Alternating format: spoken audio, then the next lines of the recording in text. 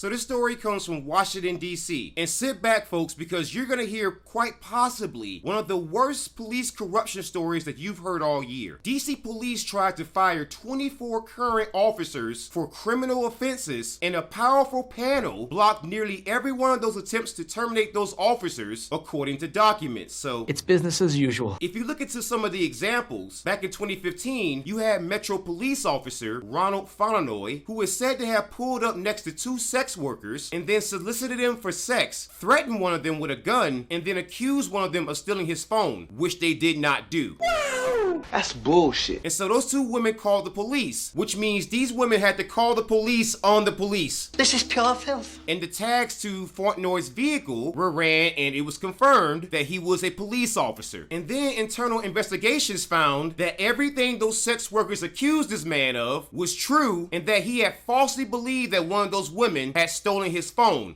Wait, first of all, you're not gonna speed past that like you didn't just say what you just said. And he admitted to trying to pay for sex. Bring a bucket and a mop for this wet-ass P-word. But nothing happened to this man because of a powerful tribunal of just 3 high-ranking officers known as the Adverse Action Panel that overruled the department's decision to fire Fontenoy. That's some bullshit. Ain't that some bullshit? And one of the officers on the panel, who is Robert Conti, is now the chief of police. Now I'm suspicious. And that's just one of the examples. You've had 24 cases where officers could have been fired for criminal offenses such as domestic violence, DUIs, indecent exposure, stalking, and soliciting sex. This P-word is wet. Come take a dive. And in several instances, they fled the scenes of their crimes. Then that's very illegal. And we know that that department tried to terminate 24 officers, and in 21 out of 24 cases, that panel reduced their sentence to a suspension or acquittal. This is some bullshit. And when you look at all the other cases, more than half of those cases involve officers who have been drunk driving or driving recklessly, harassment, property damage, stalking, and reckless handling of a firearm. Someone's been playing Grand Theft Auto. And mind you, this is from 2009 to 2019, which means that in 10 years, you've had that many officers committing criminal acts, and yet nothing happens to them. One standard for citizens and a completely different standard for pigs. Business as usual.